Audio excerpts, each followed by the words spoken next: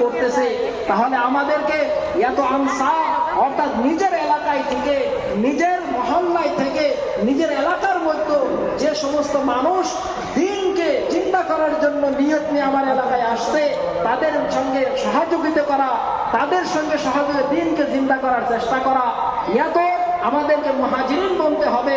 অর্থাৎ আমার বাড়ি ঘর সব ছেড়ে দিয়ে আল্লাহর দিনকে চিন্তা করার জন্য একটা এলাকায় চিল্লার জন্য, 4 মাসের জন্য যেভাবে হোক না কেন আমরা গিয়ে আল্লাহর দিনকে চিন্তা করব, নিজের জীবনে আনবো, নিজের এলাকায় আনবো এবং পুরো আলেমের মধ্যে আনবো। তাহলে এই 2টা জামাতের থেকে যে কোনো একটা জামাতে আমাদের অন্তর্ভুক্ত হতে হবে।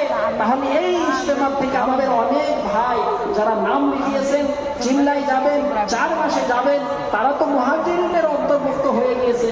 কিন্তু আমরা যারা এখান থেকে দোয়ার শেষে আবার ফিরে আমার মহল্লায় যাব, আমি আমার বাড়িতে যাব, তাহলে কমসে কম একটা আনসারের সিফতটা আমরা নিজের ভিতরে আনবো।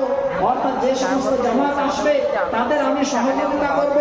আমার মহল্লায়, আমার মসজিদের মধ্যে প্রত্যেকদিন তালিম হয়, আমি সেই তালিমের মধ্যে 5-10টা মিনিট বসবো। তারপরে সামান্য দিনের ফিকির নিয়ে ওখানে মশওয়ারা হয় যে আমাদের